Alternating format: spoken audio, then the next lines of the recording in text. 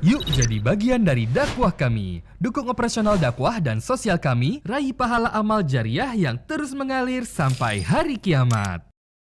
Assalamualaikum warahmatullahi wabarakatuh. Alhamdulillah, tidak pernah berhenti lisan kita selalu bersyukur dan berterima kasih kepada Allah Subhanahu wa taala. Tentu kalau kita ingin menghitung nikmat Allah Subhanahu wa taala, tidak akan mampu kita menghitungnya. Sebagaimana Allah memang sudah kekalkan dalam firman-Nya, "Wa in ta'uddu ni'matallahi la tuhsuha." Kalau kalian ingin coba menghitung-hitung nikmat Allah, maka kalian tidak akan pernah mampu. Kalau kita ingin rincikan sebagian saja dari nikmat ini, bermula dari kita lahir di muka bumi ini, sekian miliar sperma tertumpahkan di rahim ayah, di rahim ibu kita, dari ayah kita tentunya, maka kitalah yang telah dipilih oleh Allah Subhanahu wa taala. Sekian banyak sperma itu dibuang dan tidak menjadi manusia, tapi kita yang dipilih. Itu berarti ada sebuah pesan dari Allah, kenapa kita yang dipilih. Setelah itu Allah berikan kita perangkat-perangkat yang sangat banyak, yang sangat kita nikmati. Contoh misalnya kedua mata yang sekarang kita bisa lihat. Sudah berapa tahun mata ini kita pakai untuk melihat. Warna-warni, corak yang ada di muka bumi ini, dan berapa banyak pekerjaan kita yang bisa selesai dengan melihat dengan kedua mata kita. Begitu juga dengan kedua telinga, kita mendengar. Sampai hari ini kita juga masih menggunakannya, bahkan sampai seseorang dari kita mungkin wafat. Mulutnya, lidahnya, giginya, tangan, jari-jari, kaki, kemaluan, dan semua anggota tubuh kalau kita ingin satu persatu ini, itu sangat rumit sebenarnya. Ya. Kita tahu anatomi manusia itu sangat rumit. Sampai hari ini para ilmuwan masih terus mempelajari dan membedah tubuh manusia untuk mencari solusi dari permasalahan-permasalahan penyakit yang sedang dihadapi. Begitu juga di luar tubuh kita. Apa saja yang kita rasakan dan kita nikmati, air, oksigen, pergantian siang malam, buah-buahan, sayur-sayuran, daging hewan misalnya. Semua itu dan mungkin kalau kita rincikan juga sangat banyak, juga termasuk fasilitas yang terus kita nikmati. Masih bisa selama kita hidup makan ikan-ikanan dari lautan atau seafood mungkin. Kemudian kita juga masih bisa menikmati daging ayam, kambing, sapi selama kita hidup. Dan itu tidak henti-hentinya. Selalu kita bisa rasakan. Dan terlalu banyak kalau kita ngerincikan ini secara detail tentang masalah nikmat Allah. Termasuk Bapak Ibu, tugas kita adalah hanya mengikuti sistem. Kalau kita lapar misalnya, sistem yang Allah sudah buat. Berarti ada sinyal tubuh kita butuh makanan. Yang kita lakukan hanya dua hal. Memilih makanan dan menikmatinya saja. Gak lebih daripada itu. Kan kita sudah tahu satu potong makanan, daging misalnya. Dia mengandung protein, zat besi, lemak, banyak hal-hal kandungannya. Sekarang kita pada saat mau makan, kayak tadi Bapak Ibu misalnya makan siang. Saya mau pengen makan nasi dengan daging misalnya. Lalu kita pilih, lalu kita nikmatin, kita kunyah. Oh iya enak ya. Itu pun hanya sampai di ujung lidah. Pertanyaan sederhana. Pada saat daging itu, sama nasi itu, sama sambal, sama apalah acarnya misalnya, sudah lewat ukuran sepertiga jari kita ini ke tenggorokan. Apa andil kita Bapak Ibu sekalian? Apakah kita yang memisah-misahkan, oh ini protein buat otot saya, oh ini lemak buat ini. Gak ada sama sekali andil kita. Kita nggak pernah tahu mana dari makanan yang kita kunyah dan kita telan akan menjadi bagian nutrisi tubuh kita dan mana yang akan jadi kotoran. Tubuh manusia itu sudah dipelajari, dianggap seperti satu pabrik raksasa. Penuh dengan jutaan pegawai. Yang begitu makanan masuk, mereka sudah bertugas. Yang ini memilah untuk protein, ini untuk otot, ini untuk darah, ini untuk tulang, ini untuk ini dan itu. Kita tidak pernah berpikir, Bapak Ibu sekalian, dalam satu hari berapa liter cairan yang kita masukkan. Mana kita tahu cairan itu mana yang akan jadi air seni, mana yang akan jadi bagian anggota tubuh kita yang kurang lebih 80% air tubuh kita. Saya yakin mungkin kalau kita tahu, oh ini nanti tetesan air atau tegukan kita yang ketiga akan jadi air seni, kita tidak akan telan. Supaya nggak usah repot-repot kencing gitu ya. Tapi kita tidak pernah tahu itu. Begitu juga dengan makanan tadi, ya sama kita tidak pernah tahu. Berapa banyak makanan yang kita masukkan dari pagi sampai malam. Yang manis, yang asam, yang pedas. Semuanya dikelola dengan begitu rapi dalam tubuh kita. Jadi betul-betul luar biasa kalau kita ingin melihat nikmat Allah ini terlalu besar. Rasa, kebelet saja. Ingin buang air besar, begitu sebuah nikmat yang tidak terhingga. Bayangkan kalau kita makan, kita nggak punya rasa kenyang. Maka kita tidak pernah tahu ukuran tubuh kita ini sudah penuh makanan atau belum. Tapi punya rasa kenyang.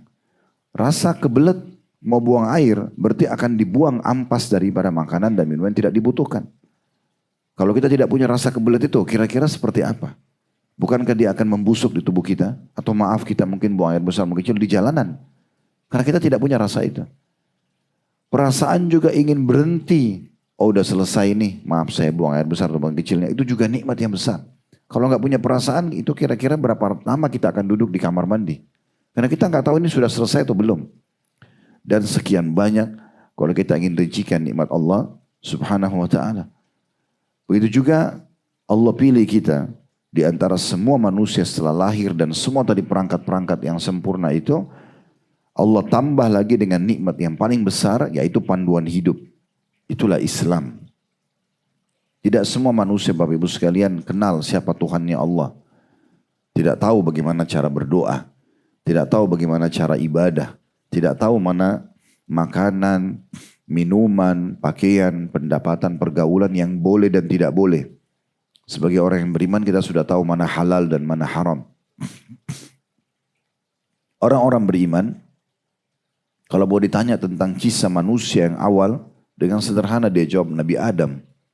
Dari tulang rusuk yang diciptakan istrinya Hawa. Tadinya masuk surga, digoda oleh iblis, diturunkan di bumi bertugas. Semua terincikan dalam Al-Quran. Kita nggak ada keraguan, sudah tahu padahal kita nggak hadir di masa itu. Kalau kita mau tanya tentang umat-umat yang telah Allah binasakan, umatnya Nabi Shu'aib, Nabi Saleh, Nabi Hud, Nabi Lut, Nabi Ibrahim, Nabi Musa, banyak yang Allah binasakan, bisa kita ceritakan kepada anak cucu kita. Karena disampaikan walaupun kita tidak hadir. Kita punya bocoran tentang umat-umat sebelum kita. Kita juga kalau mau tanya di masa hidup kita sekarang, apa yang harus saya lakukan? Apa yang tidak boleh saya lakukan? Kita punya panduan hidup. Kita tahu dalam agama kita dipandu nggak boleh membunuh, nggak boleh menggunjing, nggak boleh memfitnah, nggak boleh memukul. Kita tahu dan kita tahu ancamannya. Sehingga kita tidak berani melakukannya. Dan kalau kita mau melakukan perbuatan kita sudah tahu. Oh kita harus berbakti sama orang tua, berbuat baik sesama manusia, jenguk orang sakit. Dan berzikir, berdoa, membaca Quran. Terlalu banyak perintah-perintah yang sudah diatur. Sehingga kalau kita jalankan itu 24 jam waktu kita semuanya bermakna. Terlalu banyak hal-hal yang kalau kita ingin rincikan gitu ya. Masa depan banyak manusia tidak tahu apa itu kematian. Bagaimana prosesinya. Siapa yang akan mencabut ruhnya. Kita sebagai umat Islam sudah tahu. Supaya rohnya keluar dengan baik. Biasa kita bahasakan husnul khatimah. Oh dia isi dengan kebaikan-kebaikan amal saleh. Dalam hadis Nabi SAW disebutkan akan datang 3 malaikat bagi orang-orang beriman. Dan semoga insya Allah kita termasuk ini. Kiri kanannya malaikat rahmah. Kasih sayang akan membawa kain kafan dari surga. Dan akan mengatakan hai jiwa yang baik. Kembalilah kepada rahmat Tuhanmu. Maka rohnya keluar. Dengan sangat cepat seperti air dari mulut kendi. Lalu dibungkus dengan kain kafan dari surga dibawa ke langit menghadap kepada Allah. Kalau orang kafir, kita dapat juga bocorannya. Akan datang 3 sosok malaikat. Kiri kanannya malaikat penyiksa bawa kain kafan dari neraka. Dan 1 malaikat maut akan mengatakan kepada dia, hai jiwa yang busuk pulanglah kepada murka Tuhanmu. Kita sudah tahu apa kehidupan di kuburan. Kata Nabi Muhammad SAW, kuburan bisa menjadi taman dari taman surga, lubang dari lubang neraka. Tergantung keimanan dan amal saleh seseorang. Kita tahu orang mati itu walaupun pindah alam, tapi mereka bisa mendapatkan doa-doa kita. Makanya kita kalau lewat kuburan, kita mengucapkan salam kepada mereka, kita doakan mereka. Orang tua kita yang sudah meninggal, kita sedekah untuk mereka, kita haji buat mereka. Kita tahu semua itu, bocorannya luar biasa. Sampai kita tahu nanti hari kebangkitan, bagaimana dibangkitkan hari kiamat, bagaimana manusia ditimbang amalnya, siapa yang amal solehnya lebih berat dia akan masuk surga, siapa yang dosanya lebih berat dia akan masuk neraka. Dijelaskan sebelum masuk surga kita melewati sirat, jembatan yang tipis dan tajam di atas neraka. Kemudian nanti kita masuk surga. Kalau kita mau tanya nikmat surga dari pintu gerbang, tanahnya, istanahnya, baju-bajunya, pelayan-pelayannya, tempat tidurnya, dipan-dipannya, permadaninya, semuanya terinci. Bapak Ibu kalau baca dua surah Ar-Rahman dan Al-Waqiah, dua surah yang berdekatan, terinci sekali tentang apa sisa surga. Dan kalau kita mau tanya sisa neraka, rinci semuanya. Siksa neraka selalu dirincikan dan selalu terinci luar biasa dalam banyak ayat-ayat Al-Quran juga disebutkan dalam hadis-hadis Nabi SAW. Jadi sebenarnya menjadi seorang muslim itu nikmat yang tidak terhingga. Harusnya Bapak Ibu sekalian kita bersyukur kepada Allah. Ya, karena tidak semua orang punya panduan ini. Tidak semua orang diberikan nikmat seperti kita. Berapa banyak orang yang fisiknya rusak. Berapa banyak orang yang akalnya tidak normal pada saat lahir. Cacat, kita tidak. Berapa banyak orang yang kekurangan makanan, minuman, pakaian. Tapi kita tidak. Berapa banyak orang yang sudah penuh semua itu, dipenuhi tapi tidak dapat hidayah Islam. Mereka tidak tahu panduan hidup. Ada yang akhirnya ditutupi dengan bunuh diri, ada yang dengan narkotika, ada yang segala macam. Berarti di dunia dia rugi, di akhirat juga dia rugi. Dan saya yakin pada hari ini kita bertemu bersama-sama, saya meluangkan waktu, Bapak Ibu juga mungkin, saya tahunya dari majelis ta'lim Hamasa, lillah gitu ya. Baik, ini berarti kita semua bertemu di sini dan jauh-jauh Bapak Ibu datang. Saya lihat tadi dengan 2 bus, Masya Allah datang ke sini. Pasti tujuannya adalah karena kita ingin lebih mendalami nikmat yang paling besar tadi yang kita katakan Islam itu. Oleh karena itu kita ikhlaskan niat kita Bapak Ibu sekalian karena Allah Subhanahu Wa Taala. Kalau tadi ada yang datang hanya karena testimoni, mau coba-coba saja gitu ya. Atau seremoni, meramaikan majelis gitu ya. Karena nggak enak diajak oleh teman-temannya misalnya, atau hanya ingin jalan-jalan ke Jakarta, contoh misalnya, ya, semua itu maka diubah niatnya. Niatnya karena kita ingin menuntut ilmu, ingin mempelajari agama Allah, pulang ingin bawa oleh-oleh keimanan yang lebih memotivasi kita supaya setelah ini sampai ajal datang semuanya berisikan ketaatan kepada Allah Subhanahu Wa Taala. Kita sibuk mengisi detik-detik hidup kita yang tersisa, kita nggak tahu berapa lama lagi dengan amal-amal saleh. Yang nanti tentunya kita yakin akan membawa kita kepada keselamatan abadi di akhirat. Kita akan masuk ke dalam surga Allah. Yang kita tidak akan pernah pindah lagi setelah masuk ke dalamnya. Tidak ada lagi namanya kematian setelah masuk surga. Tidak ada lagi namanya masa tua, sakit. Tidak ada lagi semuanya. Semuanya kekal dalam kenikmatan atau khalidina fiha. Nah inilah Bapak Ibu sekalian nikmat-nikmat yang harus kita syukuri. Dan saya berharap semoga ke depannya setelah hari ini pun kita terus sibuk dengan amal-amal soleh kita, terus hadiri majelis-majelis ilmu, terus isi hal-hal yang bermanfaat. Kalau di masa lalu kita ada hal-hal yang kurang, sekarang disempurnakan. Kalau dosa-dosa, segera kita taubat. Dan ini sebuah nikmat yang tidak terhingga, makanya di pembukaan kita bersyukur Alhamdulillah atas nikmat ini. Selanjutnya kita panjatkan salam hormat kita kepada utusan Allah, Nabi besar Muhammad sallallahu alaihi wa ala alihi wa sahbihi wasallam. Manusia yang telah Allah pilih memimpin seluruh anak cucu Adam di hari kiamat nanti. Orang yang sudah Allah sempurnakan fisiknya, ilmunya, imannya, kedudukannya di dunia. Menjadi seorang nabi, menjadi seorang ayah, menjadi seorang suami, menjadi seorang pemimpin, saudagar yang sukses. Dan kita diperintahkan untuk menjadikan beliau sebagai suri tauladan dan buah tidak akan jauh dari pohonnya. Kalau kita mencontohi beliau, maka juga kita akan mirip dengan beliau. Mendapatkan kebahagiaan dunia dan juga akhirat tentunya. Dan ini yang kita harapkan. Semoga saja kita menjadi pengikut beliau yang setia. Dan tidak hanya di dunia kita berpegang teguh pada sunnahnya. Tapi juga di akhirat nanti kita bersama dengan beliau di surga Allah Subhanahu Wa Taala. Baik Bapak Ibu sekalian, selamat datang. Sekali lagi mungkin ini bukan pertama kalinya mampir ke sini. Kami mengatakan ahlan wa sahlan, selamat datang di tempat kami. Ya, kalau yang sudah pernah datang tentunya, kalau yang belum datang pun tetap kami sapa. Ini adalah yang Allah amanahkan di tempat kami. Ada 5 ruko tempat kami beraktivitas di sini. Ada dakwah kami di lantai 3, ada studionya. Dan ada 3 ruko digunakan untuk restoran Timur Tengah ini. Mungkin tadi Bapak Ibu sudah menikmatin makanan kami. Ada juga 1 ruko, semua rata-rata 2 lantai, itu khusus untuk oleh-oleh Timur Tengah. Lantai 1-nya ada biasa yang dibeli di sana kalau lagi umroh atau haji, kacang-kacangan, kismis, parfum, sejadah. Di lantai 2 mungkin ada fashionnya, pakaian-pakaian. Kemudian ada ruko lagi khusus untuk travel kami, Uhud Tour. Yang kami namakan Travel Uhud ini untuk mengenang peperangan Uhud dan juga Gunung Uhud. Ya. Dan ini insya Allah unit-unit usaha kami sangat terbuka untuk Bapak Ibu. Bukan hanya datang menikmatin fasilitas kami, tapi bisa menjadi partner kami. Ya. Jadi insya Allah Uhud Tour itu boleh dibuka. Bapak Ibu bisa menjadi agen kami. Ya. Kalau menjadi agen itu nanti mendaftar di CS kami di bawah, customer service. Bapak Ibu hanya sekedar mencari atau mengirim jemaah, nanti akan mendapatkan uang dari situ. Ya. Masalah angkanya nanti bisa ditanyakan ke CS kami. Begitu juga kalau yang di kotanya belum ada kantor cabang, itu bisa menjadi cabang kami. Nanti juga ada akad-akadnya bisa dipelajari dan dilihat di customer service. Dan insya Allah juga bagi yang mau haji, mau umrah, kami punya paket banyak sekali, bisa ikut serta bersama kami nanti insya Allah. Kemudian juga restoran sama, itu juga diberikan peluang untuk bekerja sama, untuk membuka cabang gitu ya. Dan itu juga ada mekanismenya, nanti bisa bicara sama CS, toko juga seperti itu.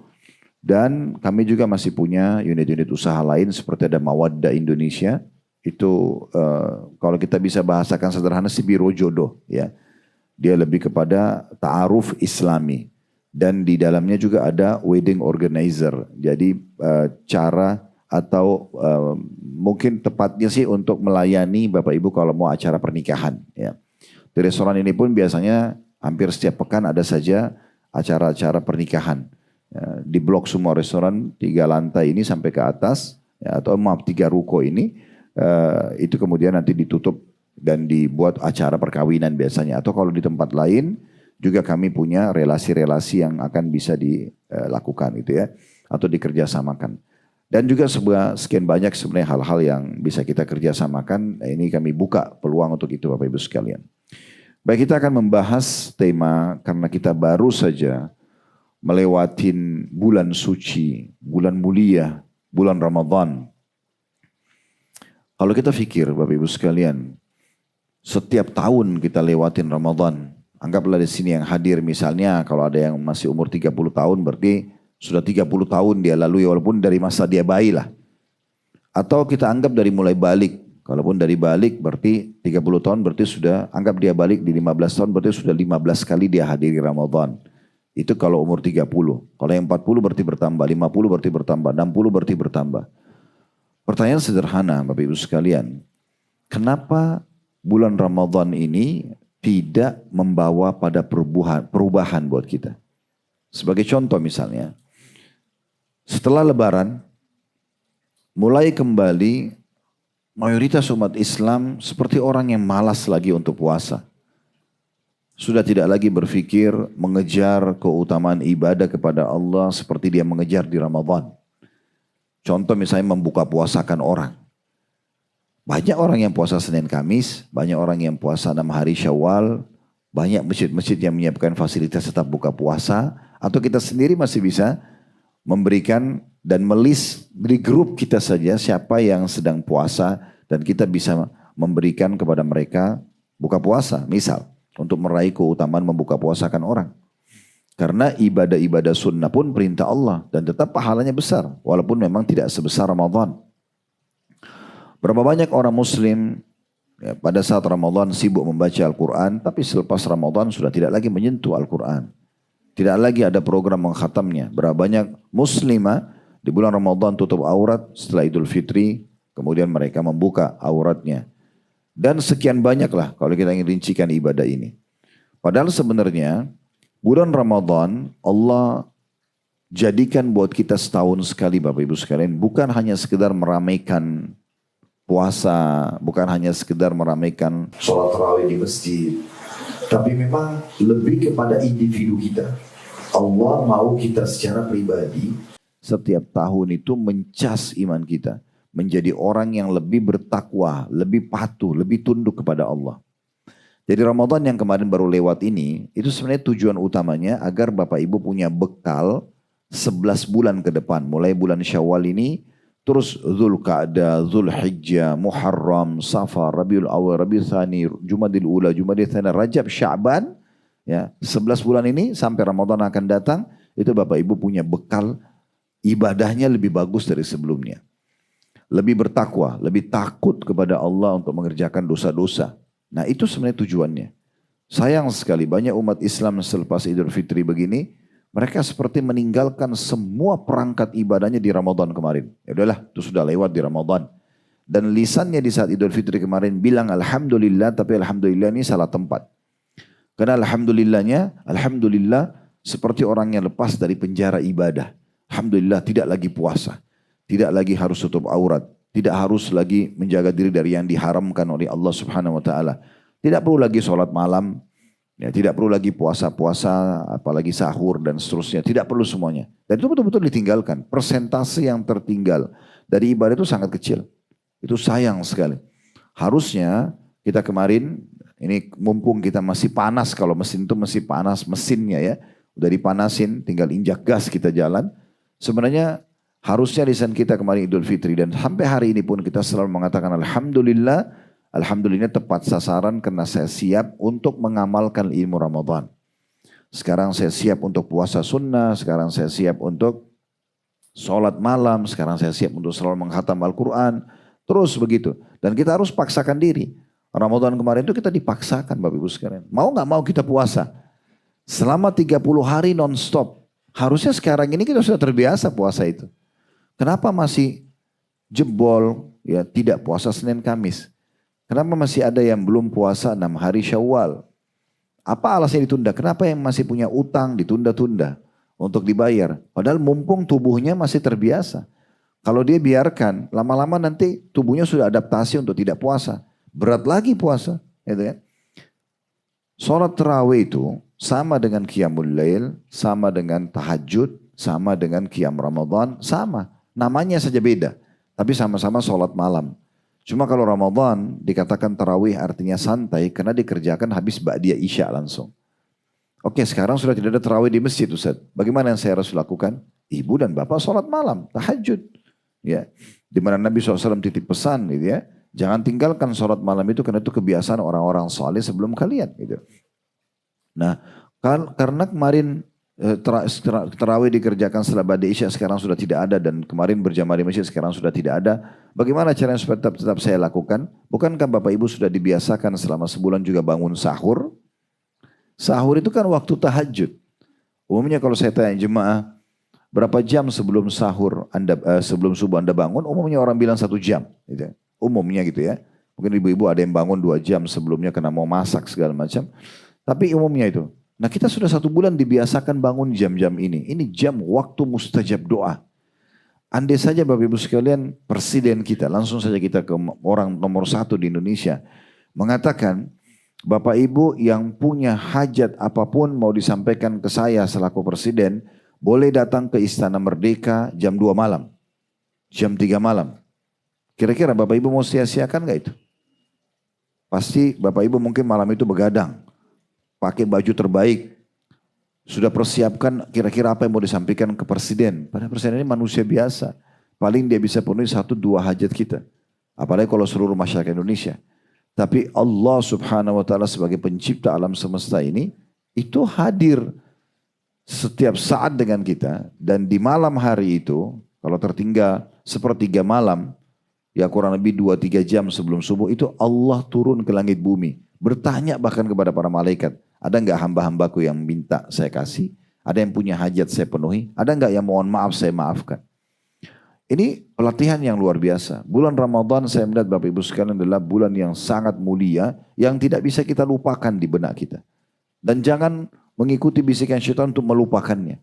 Para kaum salaf, orang-orang sebelum kita dari sahabat, dari tabi'in, mereka Bapak Ibu sekalian setelah Idul Fitri begini, itu berdoa selama 6 bulan. Selama 6 bulan non-stop berdoa agar Allah menerima amal-amal mereka selama Ramadan. Berdoa terus, ya Allah terima semua amalku Ramadan kemarin. 6 bulan non-stop. Supaya mereka itu tidak putus kontak jiwanya, fikirannya dengan Ramadan. 6 bulan tersisa sampai Ramadan akan datang, mereka berdoa agar disampaikan ke Ramadan itu. Jadi 6 bulan berdoa agar diterima amalnya. 6 bulan lagi atau 5 bulan sampai bulan Sya'ban berdoa terus agar Allah sampaikan di Ramadan. Karena mahalnya Ramadan itu. Bahkan sebagian salaf mengatakan seandainya orang memahami kedudukan Ramadan, mereka akan minta agar Ramadan itu sepanjang tahun. Bukan hanya setahun sekali. Karena besarnya keutamaan yang bisa didapatkan, yang nanti akan memberatkan timbangan amal kita pada hari kiamat. Jadi, Bapak Ibu sekalian, mulai sekarang kita coba mengubah persepsi kita tentang Ramadan. Jangan hanya menjadi kenangan saja. Ya udah tunggu aja Ramadan akan datang kalau masih hidup. Baru saya beramal lagi. Tapi bagaimana kita terus berdoa kepada Allah agar dibuat hati kita itu bergejolak. Selalu merindukan Ramadan. Dan amal-amal yang sudah kita kerjakan di Ramadan kita bisa konsisten istiqomah menjaganya. Nah itu pesan penting. Makanya judul kita teman-teman sekalian tentang masalah ya terima kasih Ramadan. Ya, tentang masalah sebenarnya bukan Ramadannya tapi kita bersyukur kepada Allah Subhanahu Wa Taala. Dan kita menilai Ramadan sebagai ladang kita untuk bersyukur kepada Allah Subhanahu Wa Taala. Karena memang bulan ini bulan luar biasa. Target utamanya sudah tidak asing sebulan penuh mungkin saya yakin kita sering dengar dari para ustaz dan kiai kita firman Allah ini. Ya ayyuhalladzina amanu kutiba alaikumus siyamu kama kutiba alal ladzina min qablikum. Ingat targetnya. La'allakum tattaqun. Nah ini yang menjadi target utama Ramadan. Hai orang-orang beriman. Kurang lebih terjemahannya tapi sekalian seperti makna tafsirnya ya. Hai orang-orang beriman, telah dibuatkan untuk kalian program-program puasa, program-program ibadah selama bulan Ramadan. Dan diwajibkan kalian kerjakan puasa itu sebagaimana dibuatkan dan diwajibkan orang-orang sebelum kalian. Untuk apa? Agar kalian mencapai tingkat ketakwaan.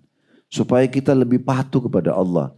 11 bulan ke depan kita lebih patuh dari tahun-tahun sebelumnya. Ramadan akan datang tingkatkan lagi levelnya. Kalau Ramadan ini kita mengkhatam Quran sekali saja, tahun depan kita harus target kalau masih hidup 2 kali khatam. Begitu terus meningkat. Kalau sekarang kita cuman membuka puasakan 10-20 orang tetangga kita misalnya. Atau kita nyumbang di masjid dekat rumah, buka puasain sehari mungkin 10 potong kue. Atau misalnya 10 orang atau 20 orang lah. Tahun depan saya harus target 100 orang. Dan begitu seterusnya. Kalau kemarin saya sholat tarawih ada yang bolong-bolong, tahun depan saya tidak boleh bolong-bolong lagi misalnya. Itu selalu kita begitu, bergelora ya, bergejolak dalam jiwa kita selalu mau lebih baik dari sebelumnya. Nah itu ketakwaan sebenarnya.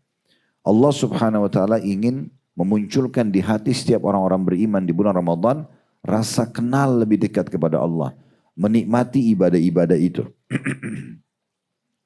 Maka ini menjadi poin utama kita, Bapak Ibu sekalian ya. Dan kita harus tahu bahwasanya Tuhan yang kita sembah di Ramadan itulah Tuhan bulan-bulan yang lainnya. Ya, yang kita kejar keutamanya di bulan Ramadan, sebenarnya keutamaan ibadah-ibadah itu juga kita kejar di luar Ramadan. Ya sholatnya, ya zikirnya, ya baca Qur'annya, ya sedekahnya, ya puasanya, ya umrahnya, semua sama di luar Ramadan pun sama. Cuma di Ramadan itu Allah jadikan sebagai sebuah kewajiban. Karena memang target utama kita diciptakan Bapak Ibu sekalian untuk mengabdi kepada Allah. Memang untuk ibadah. Kalau Bapak Ibu tanya saya, Ustaz untuk apa saya ada di muka bumi ini? Kenapa saya lahir? Maka jawaban sederhana, Allah jawab dalam surah Az-Zariyat. Surah nomor 51 ayat 56. Wa ma khalaqtul jinna wal insa illa liya'budun. Aku enggak ciptakan, enggak adakan, enggak lahirkan manusia dan jin di muka bumi kecuali untuk beribadah kepadaku. Memang kita untuk begini diciptakan, untuk duduk majelis ilmu. Memang untuk tutup aurat. Memang untuk sholat, zikir, berdoa, baca Quran. Memang untuk itu. Makan, minum, tidur, ngobrol sama orang-orang itu cuma pernak-pernik kehidupan. Bukan tujuan utama.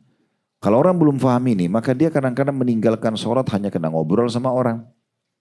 Kadang-kadang makan tidak perlu tahu apakah itu halal atau haram. Cari pendapatan atau pergaulan tidak perlu tahu itu boleh atau tidak dalam agama.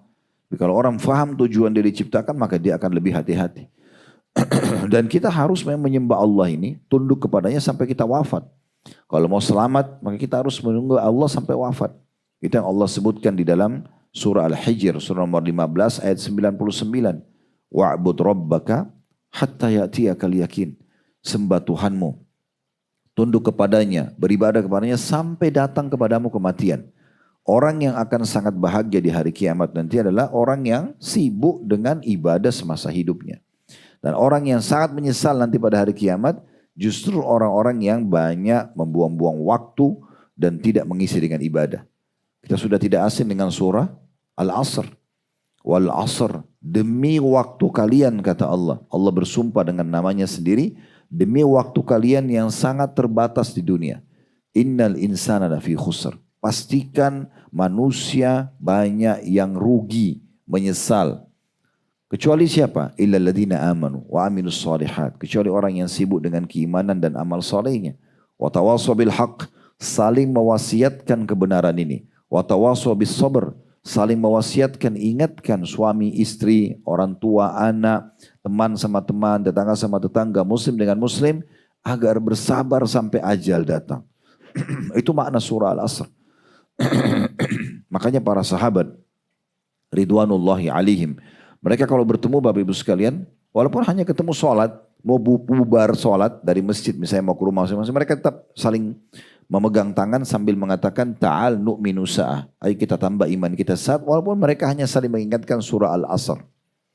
Karena orang yang menyia-nyiakan waktunya, tidak melakukan ketaatan kepada Allah selama di dunia, pasti akan menyesal. Pasti akan menyesal. Penyesalan orang di akhirat itu ada beberapa golongan. Penyesalan abadi yang pertama adalah orang kafir, musyrik dan orang munafik. Karena akan masuk neraka selamanya. Tidak akan pernah keluar selamanya. Kemudian yang kedua adalah penyesalan orang-orang beriman. Tapi dosanya lebih berat daripada amal solehnya. Sehingga harus masuk neraka dulu. Dan ini penyiksaan tidak berhenti selama 24 jam sampai dosanya bersih. Tidak ada kematian juga. Sebagaimana Allah katakan, la yadzuqunal mauta illa mautatal ula. Mereka enggak merasakan mati itu kecuali mati yang pertama. Kecuali mati yang pertama, gitu ya. Sehingga tidak ada kematian di neraka. Orang disiksa secara abadi. Sebagaimana orang masuk surga tidak akan rasakan kematian. Dalam sebuah hadis yang sahih disebutkan, nanti kalau ahli neraka sudah masuk neraka, semoga Allah selamatkan kita dari mereka ini. Dan kalau ahli surga sudah masuk ke dalam surga, semoga kita termasuk golongan ini. Maka nanti Allah akan datangkan malaikat di antara surga dan neraka yang menyeru, wahai penghuni surga, wahai penghuni neraka. Mereka semua bisa dengar suaranya, mereka semua bisa lihat ke arahnya. Bagaimana Allah atur itu Allahu alam, karena miliaran manusia di surga dan di neraka. Lalu malaikat itu mengatakan sambil membawa seekor domba, apakah kalian mengenal ini? Semua ahli surga dan neraka mengatakan iya, itu adalah maut. Maut itu dijelmakan jadi domba pada saat itu. Dan semua kita mengenalnya. Ya, mungkin karena sudah melaluinya. Kemudian malaikat tersebut menyembelih domba itu. Seraya mengatakan, wahai ahli surga, kekallah abadi tanpa kematian. Gak ada lagi mati mulai hari ini. Dan wahai ahli neraka, kekallah tanpa kematian. Maka ahli surga makin bahagia karena kepemilikannya jadi abadi. Istana yang kita punya sekali kita miliki selamanya. Pohon-pohonnya, pelayannya, bajunya. Kalau di dunia ini kan masih sementara. Kalau Bapak Ibu punya sertifikat rumah, tanah, kendaraan, itu sementara. Kalau kita meninggal jadi warisan. Gak ada yang abadi di dunia ini. Makanan kita makan hilang. Pohon itu ada umurnya bisa mati. Di surga gak ada. Semua khalidina fiha, kekal selamanya. Kepemilikan abadi, tidak ada namanya pohonnya layu, buahnya tidak berbuah, gak ada namanya bajunya lusuh, gak ada semuanya. Ya, kata Nabi SAW, orang masuk surga, maka hidupnya akan bahagia. Tidak ada kesedihan, tidak ada sakit, ya, tidak ada gangguan orang, tidak akan rusak bajunya, tidak akan habis masa mudanya. Makanan dan minuman yang mereka konsumsi ahli surga, kalau tidak dibutuhkan oleh tubuh, maka tidak ada lagi WC, nggak ada buang air besar, nggak ada buang air kecil di surga. Akan keluar dalam bentuk keringat, dan keringat itu lebih wangi dari kasturi. Nggak ada lagi kesengsaraan sama sekali. Kalau orang masuk neraka sebaliknya. Ini penyesalan abadi. Apalagi kalau orang kafir, orang musyrik itu luar biasa. Karena masuk neraka itu susah. Orang disiksa. Sekarang Bapak Ibu sekalian bayangkan kalau ada orang masuk penjara, digebukin setengah jam aja. Kan babak belur bisa mati orang kalau setengah jam. Mungkin 10 menit kalau dikeroyokin banyak orang juga bisa mati gitu ya. Luka sana sini. Itu kalau pakai tangan. Kalau pakai alat, pakai besi, pakai apalah dipukul mungkin bisa mati seketika gitu ya. Di neraka itu 24 jam disiksa non-stop. Mau teriak, mau menangis, gak ada urusan. Dalam surat Tahrim Allah menggambarkan khusus malaikat-malaikat penjaga neraka. Itu ya malaikat-malaikat yang keras, yang kasar. Dan mereka tidak pernah menolak perintah Allah. Allah bilang pukul-pukul, potong-potong, bakar-bakar, gak ada cerita, gak ada negosiasi. Dalam sebuah riwayat Bapak Ibu sekalian disebutkan, nanti ahli neraka itu akan menangis-nangis sampai kalau air mata mereka itu kena tertampung di neraka, itu kalau mau dilewatkan kapal di atasnya bisa lewat. Dan mereka memanggil penjaga neraka, Malik penjaga neraka, pimpinannya dan semua malaikat-malaikat ahli neraka. Seperti dikenal dengan istilah malaikat Zabaniyah. Faliyaddu'u nadiyah. Mereka boleh seru ahli neraka itu siapa saja mereka mau panggil. Sanadu'uz Zabaniyah. Kami akan panggil penjaga-penjaga neraka malaikat yang Zabaniyah. Tinggi besar, kekar. Ya. Sampai kata Nabi SAW, satu malaikat Zabaniyah itu kalau orang menunggangi kuda kecepatan tinggi 100 tahun. Dari awal pundaknya ke lehernya belum sampai. Saking besarnya malaikat itu. Dan dalam surat Tahrim surah nomor 66 ayat 6 Allah bilang, alaiha malaikatun shidadun giladun la ya'sunallaha ma amaru ma yaf'aluna ma yu'marun. Di neraka itu dijaga oleh malaikat yang kasar, yang keras, gak ada negosiasi. Mereka tidak pernah maksiat kepada Allah, mereka selalu mengerjakan apa yang Allah perintahkan. Itu Bapak Ibu sekalian, disiksa 24 jam. Mau tangannya putus, mau badannya hangus, isi perutnya keluar, gak mati. Selamanya ini bahaya sekali orang kalau tidak paham tentang masalah neraka itu. Dan terus dalam kelalaian-kelalaiannya, tidak mau taubat, ini bahaya gitu. Nah orang-orang yang masuk ke neraka ini, kalau orang kafir musyrik, ya, orang munafik kekal. Ada orang yang lewat dulu ke neraka, ini orang menyesal yang kedua ini. Orang muslim tapi dosanya lebih banyak, tidak sempat taubat. Masuk neraka. Sehari saja di neraka itu, Allah mengatakan, Yawma inda rabbika ka'alfi sanati mimma ta'udun. Satu hari di sisi Allah, hari akhirat, itu sama dengan 1000 tahun waktu kalian di dunia. Kalau tadi orang digebukin 10 menit, setengah jam bisa mati, maka bagaimana orang disiksa 24 jam non-stop, satu hari hari-hari itu 1000 tahun. Gimana susahnya? Dalam sebuah riwayat dikatakan ahli neraka nanti akan panggil Malik dan penjaga-penjaga neraka yang lain, malah malaikat-malaikat yang mulia ini, tapi malaikat tidak menjawab mereka selama 40 tahun. Tolong bantu kami, tolong minta kepada Allah ringankan siksa, tidak dipedulikan. Setelah 40 tahun non-stop 24 jam disiksa, baru Malik jawab, kalian percuma ngomong sama saya, gak ada gunanya, gak ada negosiasi, tetap disiksa. Lalu apa kata Nabi Muhammad SAW? Ini bocoran buat kita. Dalam hadis yang sahih, kata Nabi Muhammad SAW, lalu mereka menyeru Allah langsung. Allah punya sifat Ar-Rahman Ar-Rahim, Maha Pengasih, Maha Penyayang, Latif, lembut, wadud, ya, penuh dengan cinta. Allah punya sifat itu. Tapi banyak manusia lupa, Allah juga punya sifat yang lain. Allah itu syadidul iqab, berat hukumannya. Alim, ya. Siksaan Allah itu alimun syadid, menyedihkan, menyakitkan gitu ya, dan keras. Mereka lupa sifat-sifat Allah yang lain, sambil mereka bergantung pada sifat rahmat, padahal mereka melakukan kemaksiatan, tidak mungkin. Maka mereka menyeru Allah, kata Nabi Muhammad SAW, dan Allah tidak menjawab mereka seumur dunia. Umur dunia ini, Bapak Ibu sekalian, ilmuwan sekarang menghitungnya miliaran tahun. Ya. Manusia ini dari Nabi Adam, mulai ayah kita semuanya, itu adalah makhluk terakhir yang Allah ciptakan. Sebelumnya sudah ada jin, sudah ada hewan-hewan, sudah ada tumbuhan, sudah ada semua ini. Umur dunia berapa ribu tahun, berapa miliar tahun kita tidak tahu. Sekarang ilmuwan banyak yang memberikan pendapat-pendapat mereka. Tapi rata-rata mengatakan miliaran tahun.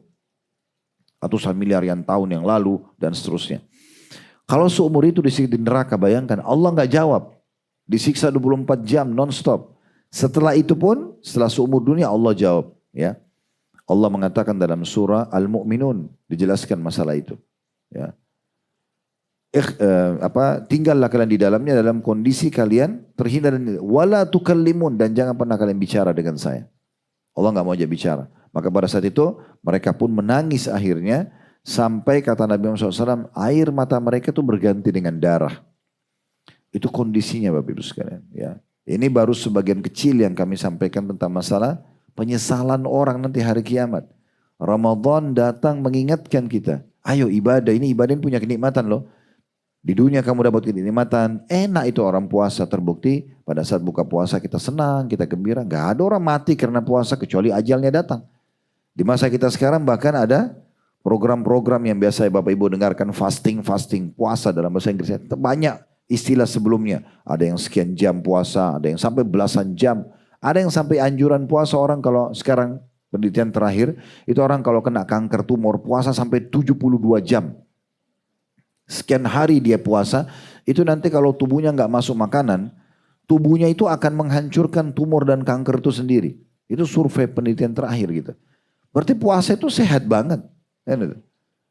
Kecuali orang yang jadikan sebagai beban. Sholat itu enak, nikmat. Tidak ada masalah. Sedekah itu nikmat, ibadah itu nikmat. Dan di dunia kita dapat kenikmatan, di akhirat kita juga dapat kenikmatan. Gitu kan? Dibandingkan orang selalu melakukan pelanggaran-pelanggaran. Makanya kita disuruh untuk menyadari masalah ini. Ini penyesalan orang yang kedua. Jadi penyesalan pertama adalah orang-orang kafir, musyrik, munafik. Ini lebih parah lagi karena mereka abadi di neraka. Kalau setelah menyebutkan orang kafir, orang musyrik ini di neraka biasanya Allah ikutkan dengan khalidina fiha. Kekal selamanya. Gak akan keluar dari sini. Golongan kedua tadi adalah orang-orang beriman tapi masih banyak dosanya dibandingkan amal solehnya. Masuk neraka dulu. Tapi saya bilang tadi 1 hari saja sama dengan 1000 tahun waktu dunia. Nah golongan ketiga yang menyesal, ini juga jangan sampai kita termasuk Bapak Ibu sekalian, adalah orang-orang beriman yang masuk surga, tidak masuk neraka. Tetapi dia masuk surga di level tertentu Bapak Ibu sekalian sesuai dengan amalnya. Contoh misalnya, ini contoh saja. Surga misalnya punya 100 derajat, 1 sampai 100. Asal Bapak Ibu tahu, 1 derajat ke derajat yang di atasnya itu jaraknya ratusan tahun. Ya. 1 derajat ya.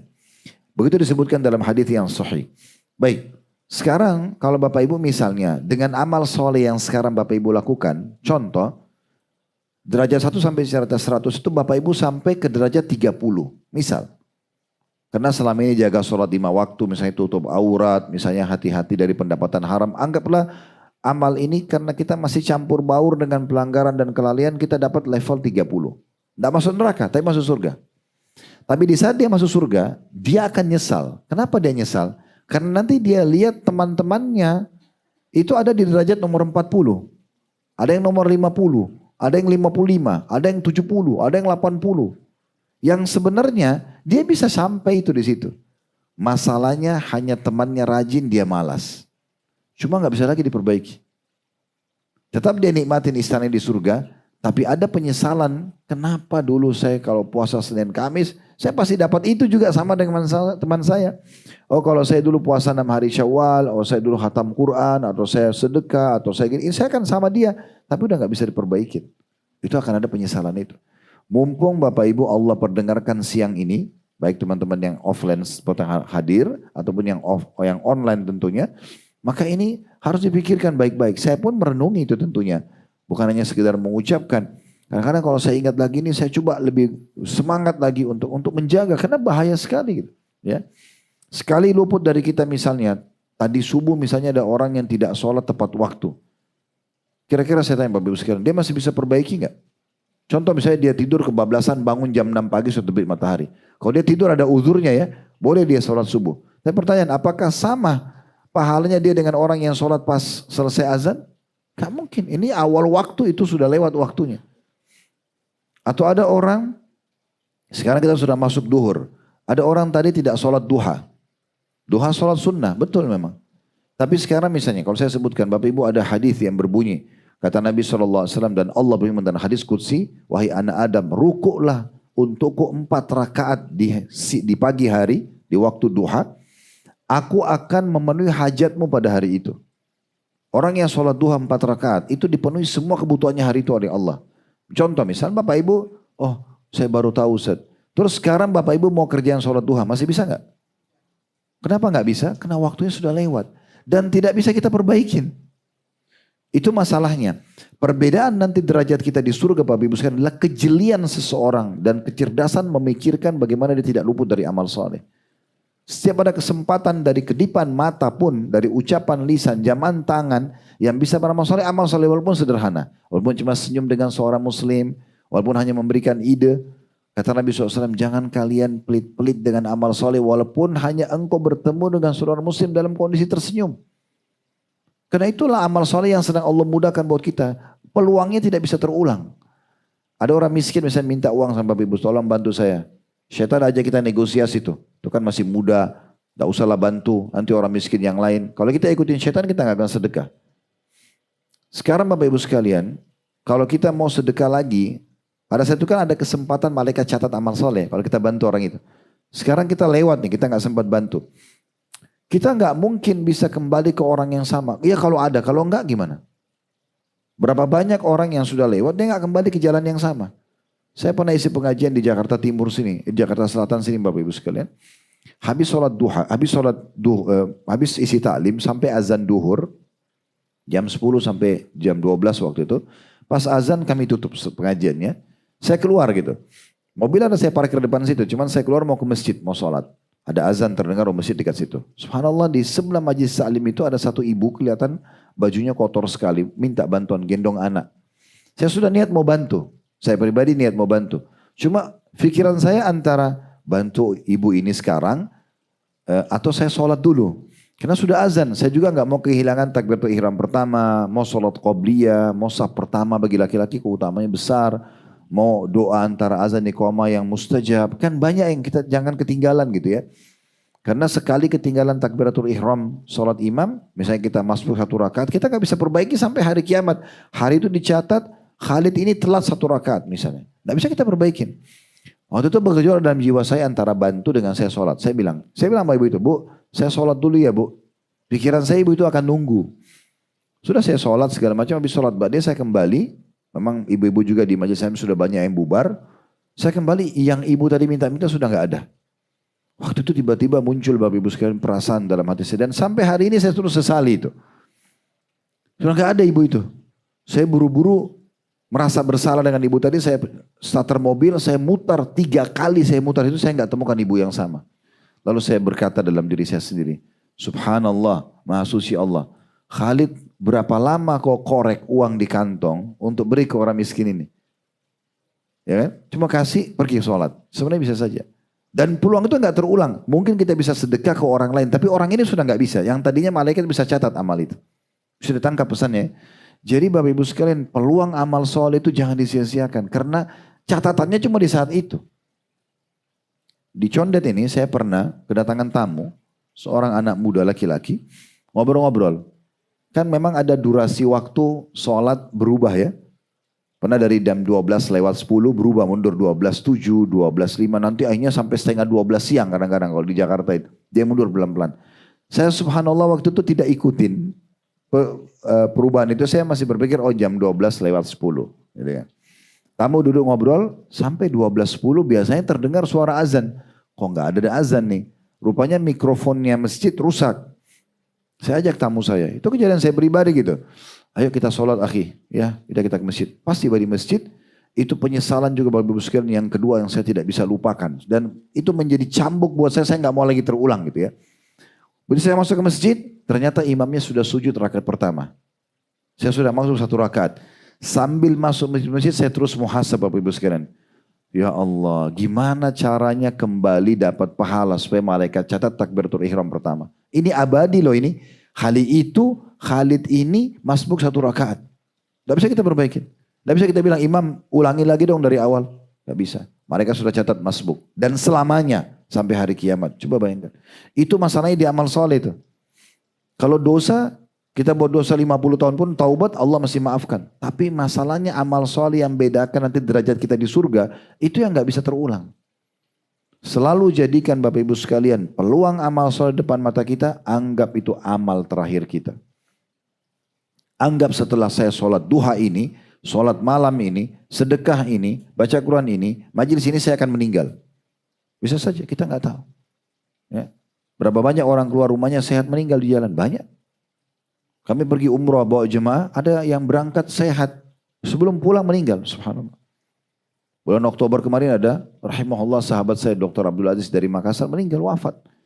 Pergi bersama kami umroh plus Aqsa. Selesai umroh.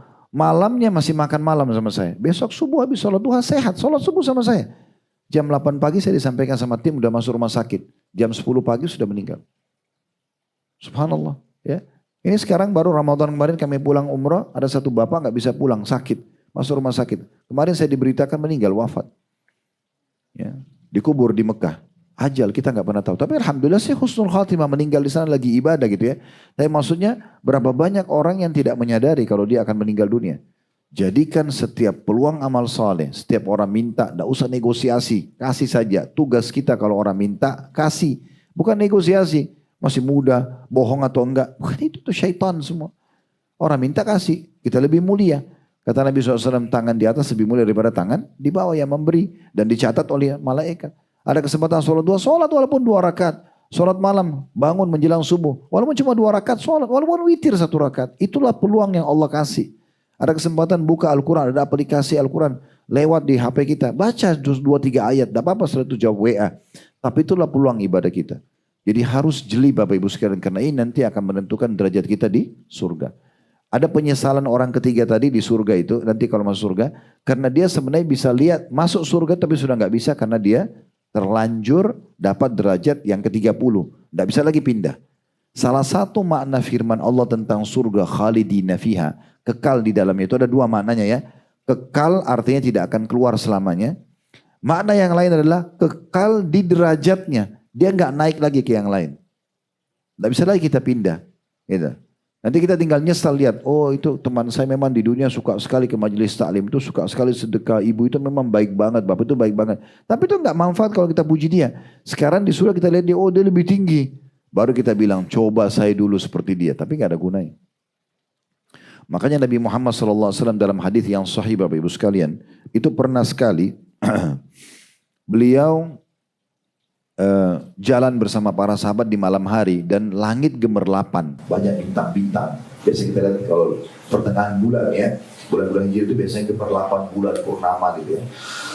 Maka Nabi SAW mengatakan nanti demi zat yang jiwaku dalam genggamannya di surga, kalian akan lihat istana-istana sebagaimana kalian lihat bintang-bintang itu. Nanti kita di istana kita Bapak Ibu sekalian, kita bisa lihat istana orang lain tapi cuma seperti bintang-bintang itu. Terang tapi kita nggak tahu apa di sana fasilitasnya, jaraknya terlalu jauh untuk kita ke sana. Maka para sahabat mengatakan, ya Rasulullah, apakah itu istana para nabi-nabi? Kata Nabi Muhammad SAW, bukan. Orang soleh dari umatku. Kita bisa dapat itu. Asal mau bekerja dan beramal soleh. Nah, itu pelajaran Ramadan kemarin. Kita betul-betul dipadatin jadwal itu ya. Mulai azan subuh sampai azan maghrib. Puasa itu. Berapa jam kita puasa? Ibadah kan? Buka puasa ibadah. Sementara kita istirahat sudah ada sholat maghrib, ada isya, ada qobliyahnya, ada ba'diyahnya, ada sholat tarawih. Sementara kita istirahat sudah sahur. Hampir dikatakan 24 jam selama Ramadan kemarin padat dengan ibadah. Sedikit kegiatan kita yang lainnya. Walaupun kita ada lagi puasa, misalnya lagi jalan, lagi duduk, tapi kita berada di bahtera pahala puasa. Gitu kan? Karena mulai azan subuh sampai azan maghrib, kita terus pahala puasanya kan jalan. Walaupun kita duduk, kita ngobrol, tetap aja pahala puasanya jalan. Jadi memang dipadatin oleh Allah Subhanahu Wa Taala. Itu tujuannya supaya kita tetap terapkan sesudahnya. Itu pesannya Bapak Ibu sekalian. Jadi penting sekali dan kita harus sadar Bapak Ibu sekalian. Kayak saya dan teman-teman dai lain tidak mungkin datang ke rumah Bapak Ibu ingatin setiap hari. Kita harus cerdas menangkap sebuah pesan dari Allah Subhanahu Wa Taala. Bisa sebuah nasihat dari seseorang. Kita dapat cuplikan di handphone kita ceramah misalnya. Kita lihat Al-Quran lalu tersentuh untuk membacanya. Kita lihat orang miskin tersentuh untuk bersedekah. Jangan disia-siakan. Karena enggak terulang peluangnya. Tidak terulang peluang amal saleh. Ibnu Katsir, seorang ahli tafsir, pada saat menafsirkan surah Al-Hijr tadi yang saya bacakan, surah nomor 15 ayat 99. Wa'bud rabbaka hatta ya'tiyakal yakin. Sembah Tuhanmu dan konsisten sampai datang kepadamu kematian. Beliau mengatakan ayat ini menunjukkan bahwa ibadah seperti sholat dan yang semacamnya wajib dilakukan selama-lamanya. Selama hidup. Gak boleh berhenti. Gak boleh bosan. Gak boleh malas. Tapi Ustaz kalau lagi malas gimana? Lawan. Bisikan syaitan lawan. Sekarang Bapak Ibu bangun tidur. Lagi malas sholat. Coba langsung. Enggak saya harus lawan. Saya kamar mandi saya uduk. Gak bisa. Syaitan gak bisa buat apa-apa. Saya sering luruskan di pengajian, sebagian orang-orang kita sering bilang gitu kan, syaitannya kuat nih.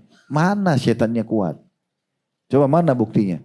Emang syaitan menjelma di depan Bapak Ibu cekik kalau kita mau sholat? Atau kaki kita dirantai? Sama sekali. Syaitan itu lemah. Kata Allah SWT, inna kaida syaitani kana dhaif. Tipu daya syaitan itu lemah banget. Lemah. Dia cuma bisikin kok. udahlah nggak usah sholat nanti aja. Kitanya yang memang mau jadi temannya setan. Oh iya nggak apa-apa ikutin aja deh. Coba kalau kita langsung berdiri, langsung sholat, kita mau sedekah, udahlah itu orang pura-pura bohong. Ah saya nggak mau tahu, saya sedekah aja, Allah perintahin. Udah selesai, nggak bisa buat apa-apa setan. Itu sangat lemah, jangan dibesar-besarin. Gitu kan. Kalau setan kuat, kira-kira Bapak Ibu masih bisa datang ke sini ikut pengajian? Masih bisa kita sholat, masih bisa kita puasa? Nggak ada yang bisa kita kerjakan. Terlebih lagi Allah sudah berikan kita peluang luar biasa di mana kita tinggal baca isti'adzah. A'udzu billahi minasyaitonir rajim. Begitu datang bisikan syaitan ngajak kita buat dosa atau malas ibadah, baca isti'adzah. Aku berlindung kepada Allah dari syaitan yang terajam. Rajam itu dilempar dengan panah-panah api. Ya. Makanya Allah bilang dalam surah Al-Mulk tentang bintang-bintang, wa ja'alnaha rujuman lisyayatin. Dan kami jadikan bintang-bintang itu sebagai alat pembakar syaitan-syaitan. Kita nggak usah lawan syaitannya, tinggal baca a'udzubillahi minasyaitonir rajim. Malas ibadah, mau buat dosa, a'udzubillahi minasyaitonir rajim. Masih ada godaannya, baca 2 kali 3 kali hilang nanti. Udah selesai. Hasan Basri rahimahullah seorang ulama tabi'in berkata, wahai kaum muslimin, rutinkanlah beramal. Lalu beliau ulangi lagi, rutinkanlah beramal, konsisten, paksakan dalam ibadah itu. Ingatlah, Allah tidaklah menjadikan akhir dari seseorang beramal selain kematiannya. Memang kita nggak boleh berhenti beramal sampai mati. Detik terakhir pun selama masih bisa syahadat, bisa la ilaha illallah, bisa zikir, bisa apa saja. Sebelum malaikat cabut ruh, lakukan. Nggak ada yang ditunda bagi seorang muslim. Kata beliau, ingatlah Allah tidaklah menjadikan akhir dari seseorang beramal selain kematiannya. Ketahuilah, bila syaitan melihatmu rutin dalam beramal. Saya bapak ibu-ibu lah contoh sini berjilbab. Mudah-mudahan konsisten ya, istiqomah. Ibu sudah pegang nih, enggak saya pokoknya mau tutup aurat, saya enggak mau tahu, Allah larang. Kalau syaitan lihat itu bu, syaitan tidak akan goda ibu lagi di jilbabnya. Dia akan cari mana yang lemah. Misalnya ibu lemah di sholatnya, nah, gitu. Baru dia goda sholat kita. Lemah di puasanya, lemah di zikirnya, dia akan gitu. Kata Hasan Basri begitu. Dia bilang apa? Ketahuilah, bila syaitan melihatmu rutin dalam ibadah tertentu atau beramal, maka ia pasti akan menjauhimu. Syaitan akan jauh dari orang yang rajin ibadah, karena percuma digoda nggak mempan. Gitu. Lalu dikatakan, namun bila syaitan melihatmu beramal, lalu engkau meninggalkannya. Kayak Ramadan kemarin semangat, sekarang sudah mulai kendor sendiri. Ah, itu peluang tuh bagi syaitan. Mirip kalau kita lomba lari, kita sudah menang nih. Terus tiba-tiba kita jadi lambat larinya, musuh kita buat apa? Tadinya dia patah semangat, dia jadi semangat. Oh ini sebentar lagi saya kalahin dia nih. Dia akan semangat. Tapi kalau kita terus semangat, syaitan tidak bisa buat apa-apa. Musuh kita nggak bisa buat apa-apa. Lalu kata beliau, kalau syaitan melihatmu justru pernah mengerjakan amal lalu meninggalkannya, maka syaitan akan lebih tamak untuk menggodamu. Dia akan kembali lagi kamu untuk menggoda. Karena dia anggap, oh sudah mulai lemah nih. Maka kita nggak boleh lemah. Ya. Ini ditukil dari kitab Ibnu Rajab rahimahullah. Kemudian Ibnu Rajab juga, ini tentu perkataan dari Hasan Basri. Ibnu Rajab juga menyebutkan dalam statement yang lain, kalau tadi yang pertama itu di kitab Tajarrud Ittiba fi Bayan Asbab Tafadul Amal di halaman 86. Kalau sekarang dari kitab Lataiful Ma'arif, masih tulisan beliau di halaman 393. Kurang lebih terjemahannya beliau bilang begini. Barang siapa yang melakukan dan menyelesaikan satu ketaatan, maka tanda diterimanya amal itu. Misal kemarin kita Ramadan, puasa, kita sholat tarawih, kita sedekah. Tanda-tanda diterima amal kita Ramadan itu, kata Ibnu Rajab ya. Barang siapa melakukan dan menyelesaikan satu ketaatan, maka tanda diterima amal-amal itu, ia dapat melakukan ketaatan sesudahnya. Makanya kenapa kita singgung, ayo Bapak Ibu semangat, semangat. Kenapa dari awal tadi hampir 1 jam mungkin kita sudah sampaikan itu contoh-contohnya sampai kita singgung surga dan neraka. Karena kalau Bapak Ibu sekarang justru malas ibadah, khawatirnya justru tanda-tanda tidak diterima amal kita. Karena orang kalau diterima itu dia jadi semangat kerjakan. Bapak Ibu tahu gak sholat subuhnya diterima kapan? Kalau sholat duhur kita semangat. Sholat duhur diterima, kalau sholat asar kita semangat. Begitu. Kita jadi semangat kerjakan amal-amal sesudahnya. Jadi saya ulangi, kata beliau, barang siapa melakukan dan menyelesaikan satu ketaatan, maka tanda diterimanya, ia dapat melakukan ketaatan lainnya atau sesudahnya. Dan di antara tanda-tanda ditolaknya suatu amalan adalah melakukan kemaksiatan setelah ketaatan tersebut. Justru pelanggaran-pelanggaran. Jika seseorang melakukan ketaatan setelah sebelumnya melakukan kejelekan, maka ketaatan tersebut akan menghapus kejelekan tadi. Misalnya ada orang dulu malas, tidak tutup aurat, malas sholat, malas segala macam. Sekarang dia taubat, lalu dia lakukan. Itu juga tanda sebenarnya amal ini menghapuskan dosa yang itu.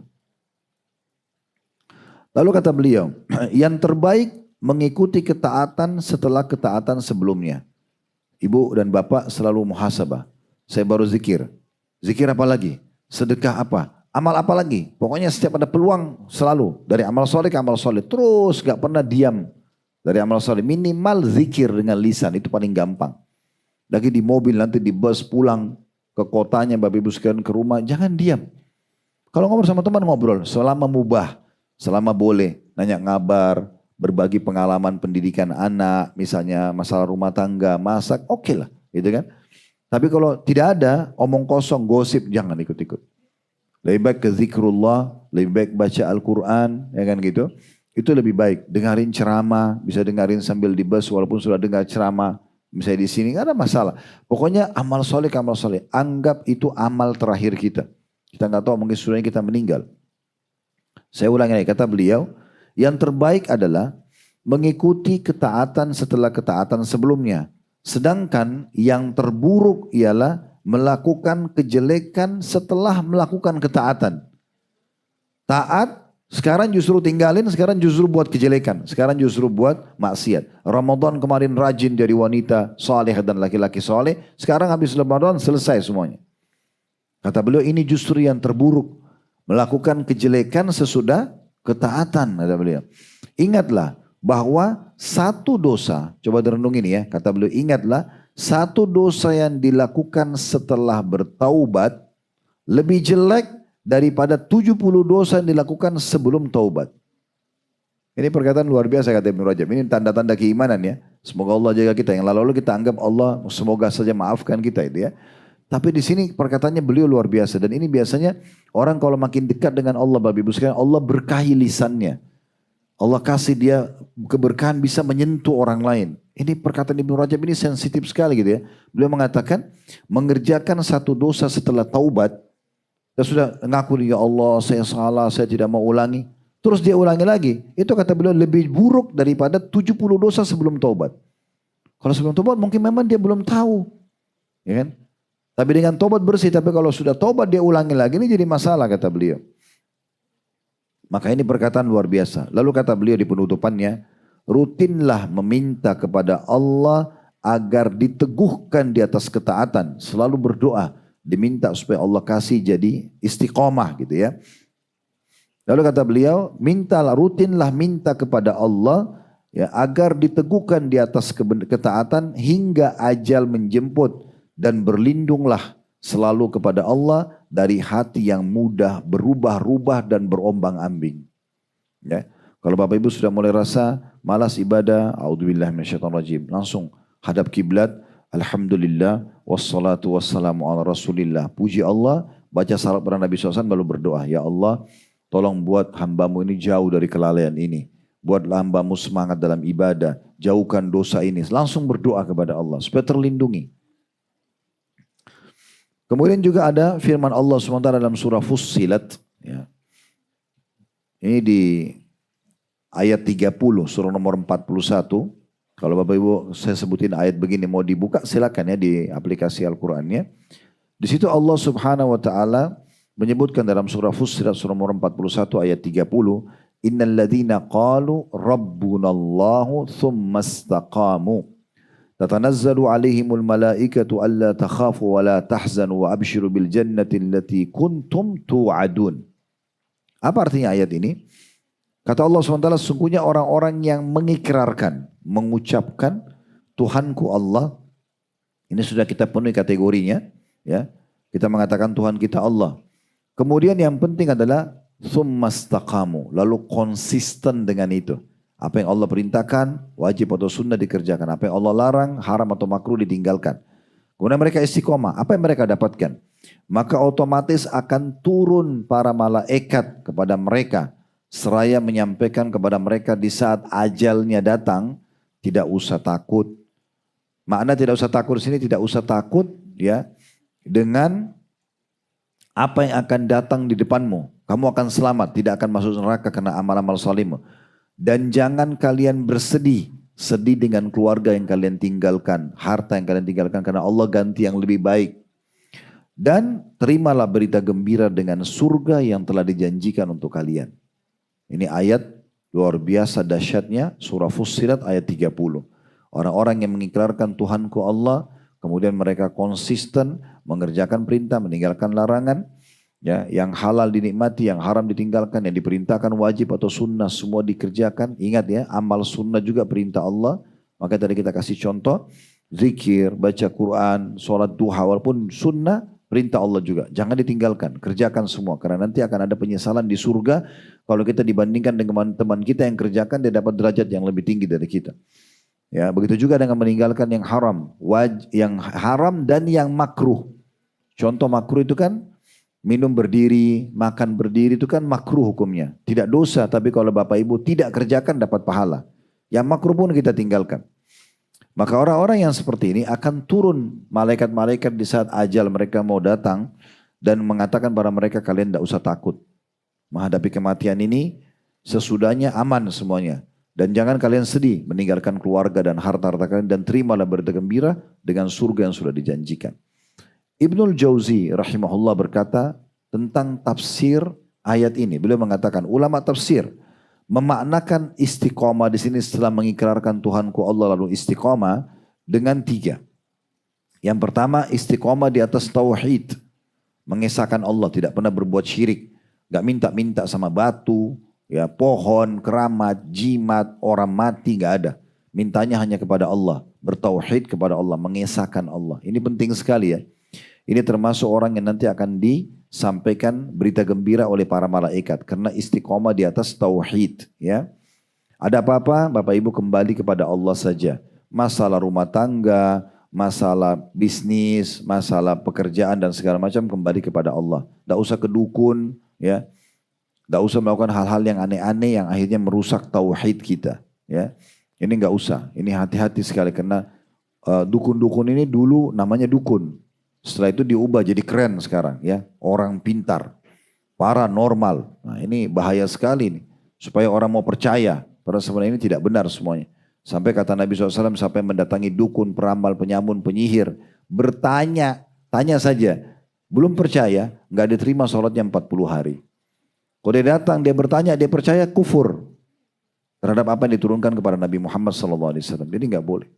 Ya, jaga istiqomah di atas tauhid. Esahkan Allah. Para sahabat Nabi itu kalau sendalnya putus, angkat tangan ke langit, ya Allah sendal saya putus gantikanlah. Sendal minta sama Allah. Ya, tentu Allah tidak akan lemparkan sendal dari langit. Allah buat sebuah sistem sunnatullah untuk menjawab permintaan kita. Kalau kita minta begini nanti tiba-tiba ada uang kita bisa beli sendal. Ada yang kasih hadiah sendal. Itu jawabannya dari doa kita. Kita sakit, ya Allah sembuhin saya. Allah gak akan lemparin obat dari langit.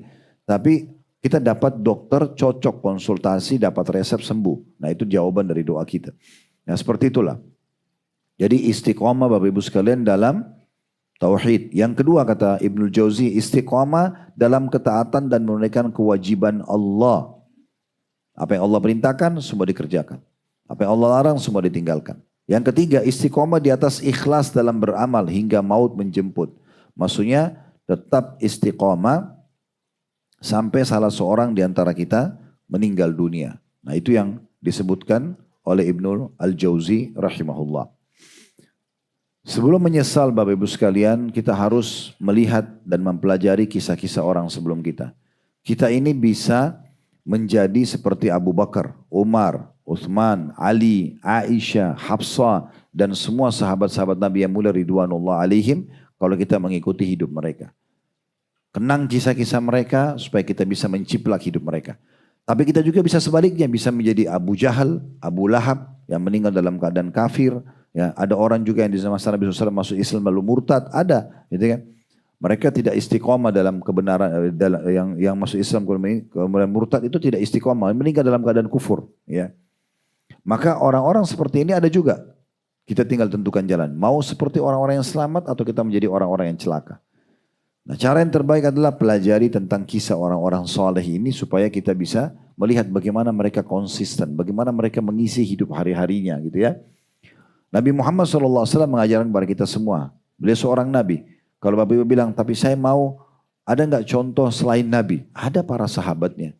Ada para tabi'in, generasi setelah sahabat. Ada para tabi'in yang komitmen menjaga sunnah-sunnah Nabi SAW. Ada mereka. Ya seperti itulah. Ada sebagian salaf Bapak Ibu sekalian, kalau sudah mencapai 40 tahun, itu dikukir kisah begitu ya. Mereka sudah tidak lagi tidur di atas tempat tidurnya. Tapi sengaja mengubah tempat tidur yang lebih biasa supaya tidak terlalu banyak tidur malam. Jadi nggak ketinggalan sholat malam. Ada di antara mereka, disebutkan dalam sebuah kisah nyata, dia pas 40 tahun, Bapak Ibu sekalian, dikenal dengan orang gila di Masjid Nabawi. Masjid Nabi di Madinah.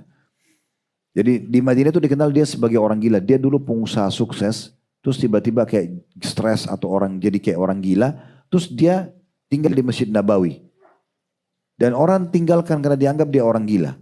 Dia bersih-bersihin masjid, segala macam. Ini bertahun-tahun berjalan orang kira dia orang gila. Sampai ada satu anak muda dari Irak datang. Dia berkunjung ke kuburan Nabi, jenguk datang ziarah kuburan Nabi, kemudian dia sholat di Masjid Nabawi. Nah karena waktu itu Masjid Nabawi belum seramai sekarang. Orang anak muda ini salaman, kenalan sama orang yang rutin sholat 5 waktu. Tapi setiap anak muda ini dekatin orang yang tua tadi, yang dianggap gila itu selalu dia buat dirinya kayak orang gila, kayak ngomong sendiri segala macam. Tapi anak muda ini curiga.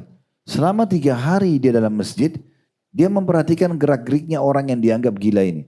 Kalau setiap ada yang ajak omong dianggap gila. Tapi kalau tidak ada yang ajak omong, dia baca Quran. Sholat selalu di saf pertama. Kalau orang semua kosong dari masjid, dia bersihkan masjid. Terus yang unik, kalau malam dia ziarah kuburan Baqi. Orang yang dianggap gila ini. Kata anak muda ini gak mungkin orang gila ini. Orang gila gak mungkin begini, ibadahnya rapi sekali.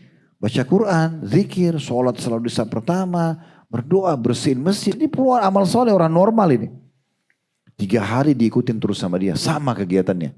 Yang kaget dia pada saat malam hari Bapak Ibu sekalian, di kuburan Baqi, orang yang dianggap gila ini mengatakan, ya Allah, apakah belum tiba waktunya? Selalu begitu yang diucapkan sama dia. Kemudian dia kembali lagi ke Masjid Nabawi. Maka yang terjadi Bapak Ibu sekalian, pada saat itu, anak muda ini mau pamit pulang ke Irak. Lalu dia pamit sama semua orang. Begitu terakhir dia sengaja biarkan orang yang dianggap gila ini terakhir. Begitu yang orang gila ini mau disalamin, lalu dia mengatakan, paman saya mau pamit. Lalu orang itu pura-pura gila kayak ngomong. Dia bilang, paman jangan tipu saya. Saya tahu anda bukan orang gila.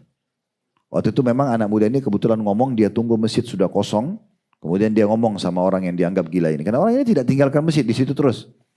Jangan anda tipu saya sebagaimana tipu orang lain. Saya yakin anda bukan orang gila. Dan anda perlu tahu selama 3 hari saya di sini, saya dari Irak. Saya awasin gerak-gerik anda. Gak ada gerak-geriknya orang gila pada anda ini, gak ada.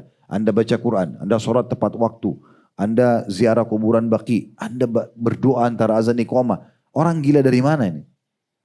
Kagetnya anak muda itu pada saat itu orang ini tiba-tiba menghadap kita lalu mengatakan, apa benar yang kau lakukan? Kau sudah memantau kegiatan saya selama itu? Dia bilang iya. Dan saya yakin anda bukan orang gila. Tolong ceritakan kepada saya apa yang terjadi. Maka di saat itu orang gila yang dianggap gila itu bicara Bapak Ibu sekalian. Bilang wahai anakku, karena sudah berumur dia, sudah mungkin 60 tahunan. Dia bilang waktu saya mencapai umur 40 tahun, sekitar 20 tahun yang lalu. Saya melihat diri saya di cermin dan saya menemukan ada satu jenggot saya berwarna putih. Di saat itu saya mulai berpikir tanda-tanda kematian saya. Maka saya melihat semua usaha saya sudah jalan. Anak-anak saya juga semua sudah saya didik. Saya nggak bisa lagi begini. Karena setiap hari cuma sibuk urus kerjaan ini. Kapan saya bisa ibadah fokus gitu. Maka saya sengaja mengambil langkah seakan-akan saya gila. Supaya keluarga saya tinggalkan saya. Tidak ada lagi yang urus saya tinggal di masjid. Toh juga saya pantau dari jauh anak-anak saya berjalan semuanya. Itu ijtihad ya. upaya dia sendiri. Tapi yang kita ambil pesannya, bagaimana orang ini segera selamatkan dirinya. Sehingga selama 20 tahun gak pernah ketinggalan sholat 5 waktu di masjid. Tiap hari bersihin masjid Nabi. Selalu berdoa antara azan dan iqamah. Tiap malam bisa ziarah kubur. Ini luar biasa. Hanya karena dia lihat satu jenggotnya berwarna putih. Sudah berapa banyak uban yang muncul di rambut kita, kita tidak sadari. Sementara memang salah satu makna Al-Quran, وَقَدْ جَاءَكُمُ النَّذِيرُ, dan telah datang kepada kalian peringatan-peringatan, itu kata ulama tafsir, satu tanda-tanda kematian adalah adanya uban. Mulainya bertambah umur, adanya anak-anak yang menjadi generasi pengganti kita. Dulu waktu kita masih kecil, itu tanda kematian orang tua kita. Sekarang kita punya anak, tanda kematian kita. Karena mereka akan gantikan kita sebagaimana kita gantikan orang tua kita. Berapa banyak tetangga, orang yang kita kenal, hidup Ramadan tahun lalu, Ramadan ini sudah tidak ada. Dan seterusnya. Nah ini semua tanda-tandanya. Oleh itu Bapak Ibu sekalian, orang harus segera menyelamatkan dirinya. Ya. Jangan tunggu Bapak Ibu sekalian, waktu sudah tidak ada. Sekarang kalau misal, maaf, yang hadir di sini, tadi saya kasih contoh yang paling muda, misalnya 30 tahun contohnya.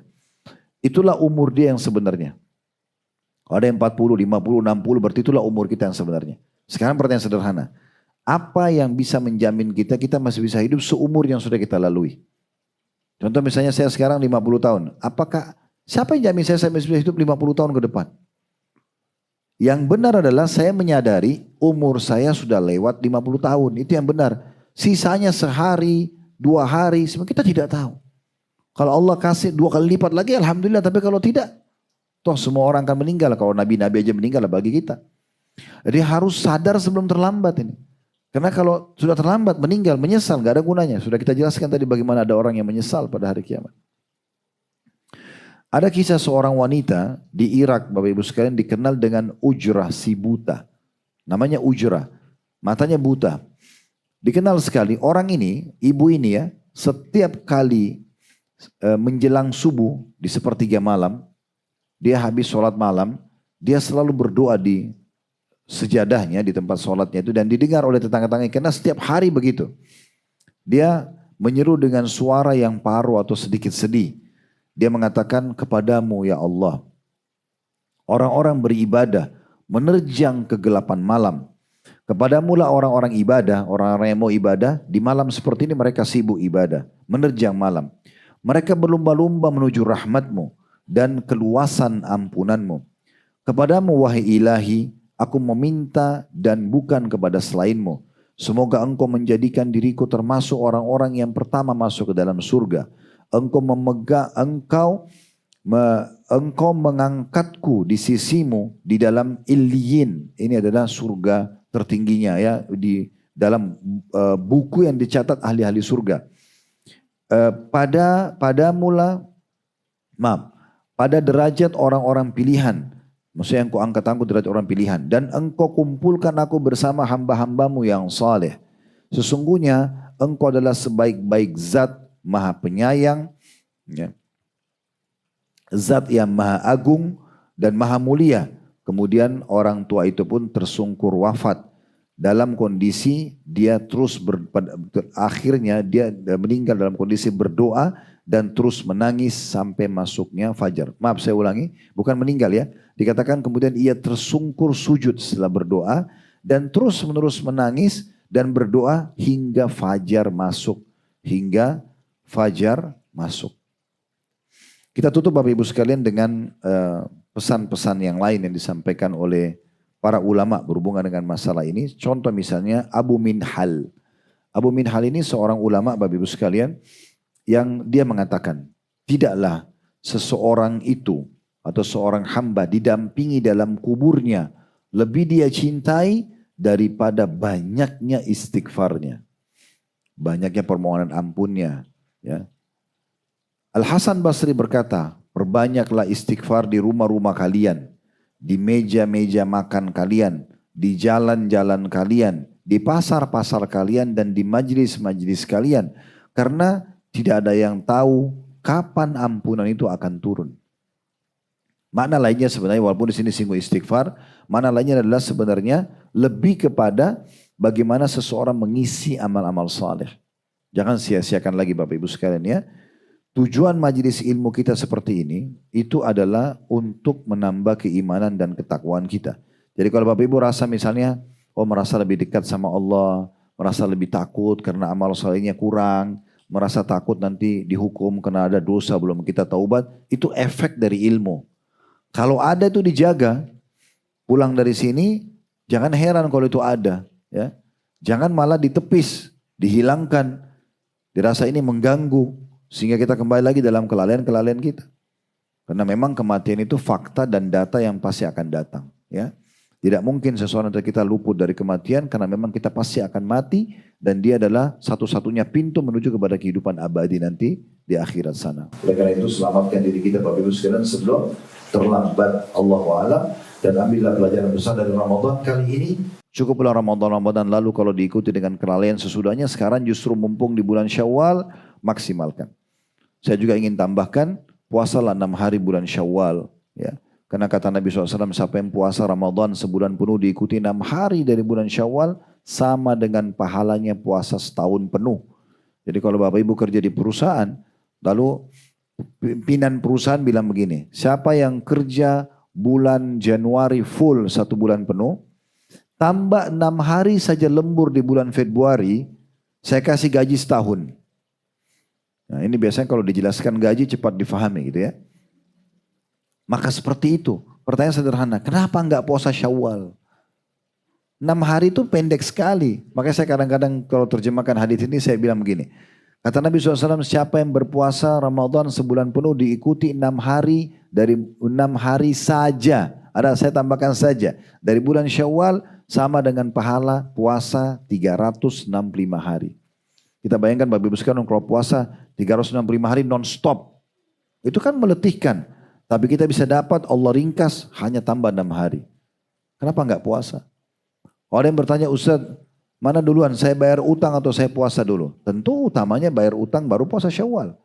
Tapi secara hukum fikih boleh Syawal dulu baru bayar utang. Cuma bagi orang yang seperti ini, misalnya dia puasa 6 hari dulu.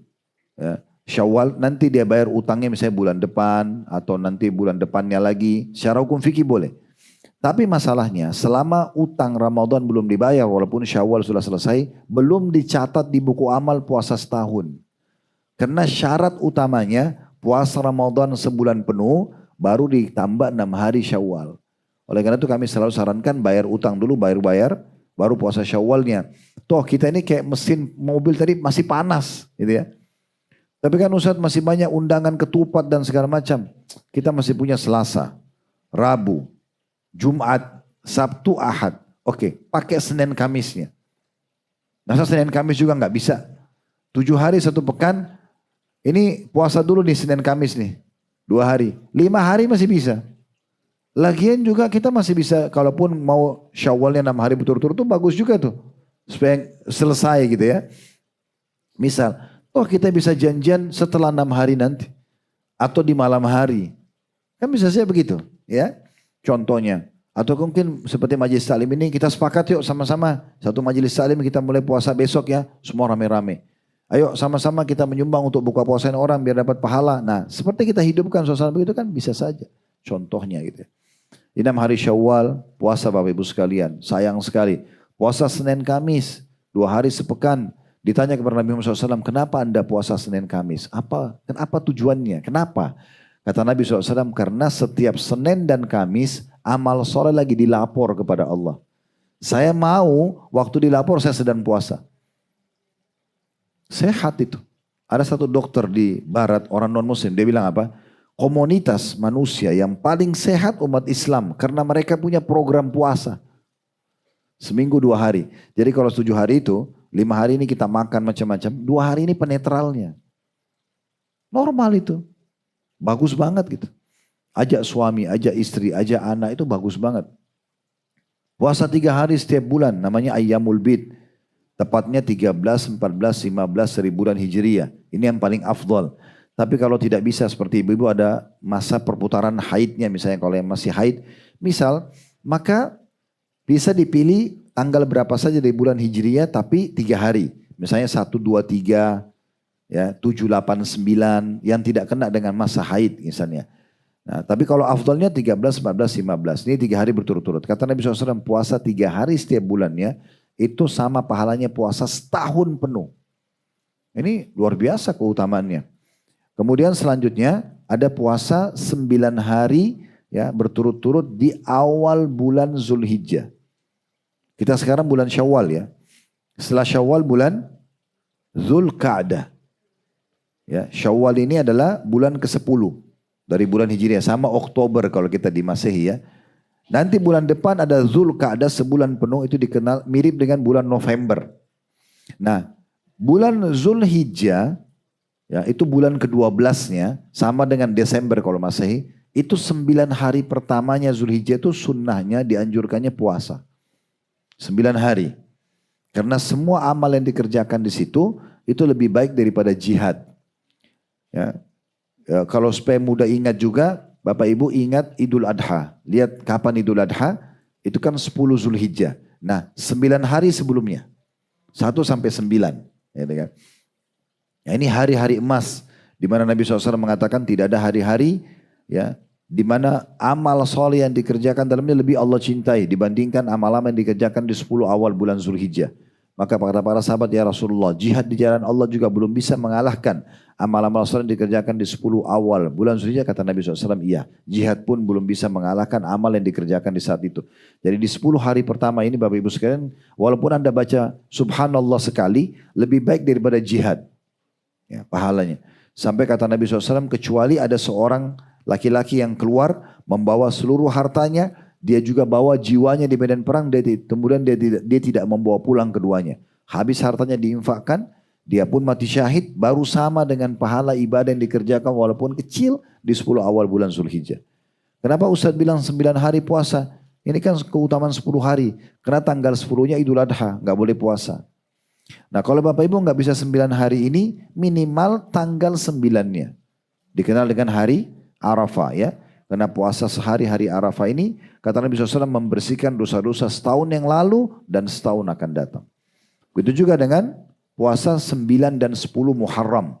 Bulan pertama dalam Islam. Tadi kan bulan ke-12. Kalau bulan pertama biasanya masuk tahun baru Islam. Tanggal 9 dan 10 dikenal dengan hari Tasu'a dan Ashura. Ini kalau kita puasa bisa mengampuni dosa setahun yang lalu. Ya. Tentu juga kita bisa kerjakan ibadah-ibadah yang lain sebelum Ramadan. Seperti kita sholat malam. Tadi sudah saya kasih solusinya ya. Minimal ibu dan bapak bangun di waktu-waktu sahur kemarin. 1 jam sebelum subuh. Sholat aja gitu kan. Ibadah kepada Allah Subhanahu Wa Taala. Kata Aisyah radhiyallahu anha, jangan kalian tinggalkan sholat malam. Karena Nabi Muhammad SAW tidak pernah tinggalkan. Walaupun beliau dalam kondisi letih, beliau sholat sambil duduk. Jadi memang sholat sunnah boleh kerjakan sambil duduk. Walaupun tidak ada uzur ya. Cuma kalau tidak ada uzur, pahalanya setengah orang yang berdiri. Begitu juga tadi berbanyak zikrullah. Ya, daripada diam, Bapak Ibu lagi belanja di satu tempat, lagi menuju satu tempat, zikir aja, baca istighfar, baca subhanallah, baca alhamdulillah. Zikir apa yang dimudahkan, la ilaha illallah. Zikir terus. Nanti kalau bicara sama orang atau mungkin lagi jawab handphone baru kita berhenti. Ya, makanya seorang sahabat bertanya, ya Rasulullah, amal apa yang paling baik? Kata Nabi SAW, lisanmu selalu berzikir kepada Allah. Ini ibadah, satu-satunya ibadah yang terus berlanjut kita kerjakan sampai di surga. Di surga nggak ada lagi sholat, nggak ada lagi puasa, tapi zikir masih terus berjalan. Makanya termasuk ibadah yang baik gitu ya. Sama dengan membaca Al-Quran, ikuti semua, jenguk orang sakit, bakti sama orang tua, bersedekah, apa saja selama mudah depan mata kita kerjakan. Dan sebaliknya pintu-pintu dosa juga usahakan ditutup semuanya. Kita masing-masing lebih tahu pelanggaran apa yang masih terjadi, coba ditutup semaksimal antara kita sama Allah Subhanahu Wa Taala. Semoga Allah terima tentunya taubat kita. Allahu a'lam.